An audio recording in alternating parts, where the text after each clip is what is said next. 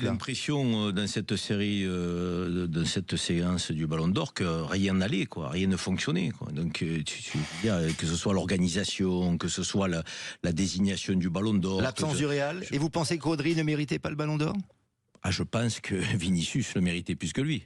Je n'enlève rien à la qualité du joueur de Rodri. Je veux dire, ce qui est un merveilleux joueur.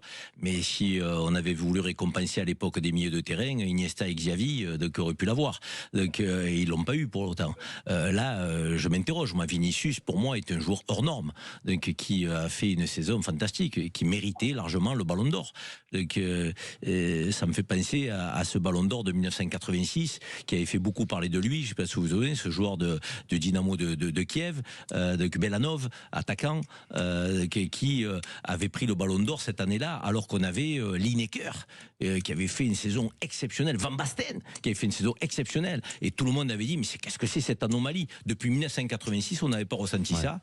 Ben là, je trouve effectivement que quelque part, on touche le fond. Et après, concernant Rodri et Vinicius, moi je sais plus avec ce Ballon d'Or, parce que le Ballon d'Or normalement c'est pour dire le meilleur joueur au monde, on est bien d'accord, c'est ça.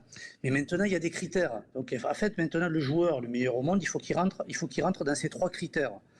Et comme par hasard, au niveau de un petit peu du fair play, de la correction, ce qui est certes au niveau des cartons et tout, mais après sur le comportement sur le terrain, chacun a le droit de se motiver comme il peut, comme il veut, pour être le meilleur.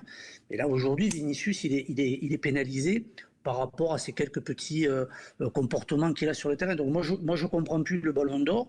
Est-ce que c'est le meilleur joueur au monde qui est élu, ou est-ce que c'est le meilleur joueur qui rentre dans les 3 critères que propose le François? Et Vinicius ne pouvait pas gagner. Moi, je vous explique pourquoi. Parce que leur truc est mal organisé.